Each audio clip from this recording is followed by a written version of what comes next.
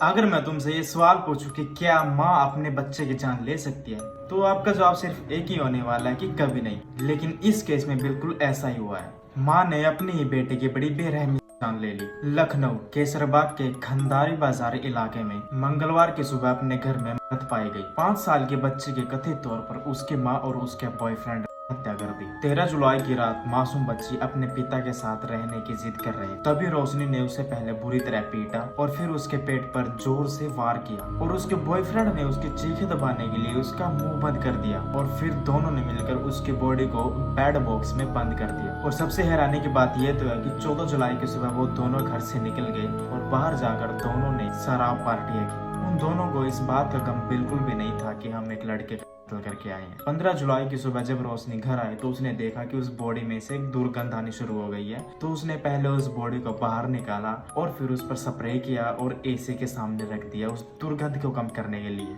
और फिर उसने इस मर्डर से बचने के लिए खुद ही पुलिस को इन्फॉर्म किया और कहा कि मेरा पति मेरे घर आकर मेरी बेटी को के चला गया, जबकि उस दिन उसका पति उसकी बहन के घर पे था। लेकिन कानून के हाथ इतने लंबे हैं कि कुछ बच नहीं सकता। इस सच का पता लगा ही लेती है। इन्वेस्टिगेशन से पता चला रोशनी को शराब और पार्टियां करने का बहुत शौक था। वो बार और क्लब्स में जाकर पार्टियां करती थी और उसी क्लब में उसकी दोस्ती उसके बॉयफ्रेंड उदित से हुई। दोनों ने साथ रहने का फैसला किया। रोशनी को पार्टी और क्लब में जाने का शौक था, तो इस वजह से उसके घर वाले भी उसका विरोध करते थे। लेकिन रोशनी ने उन्हें भी अपनी बेटी के झूठे आरोप में जेल भिजवा रखा था। वो बार बार उसके पति के साथ भी बहुत झगड़ा करती थी। इसी चीज से परेशान होकर उसका पति अपनी बहन के पास रहने लग गया, जबकि घर उसी का था। इस केस को सुनकर आपको क्या समझ में आया, कमेंट में जरूर बताना।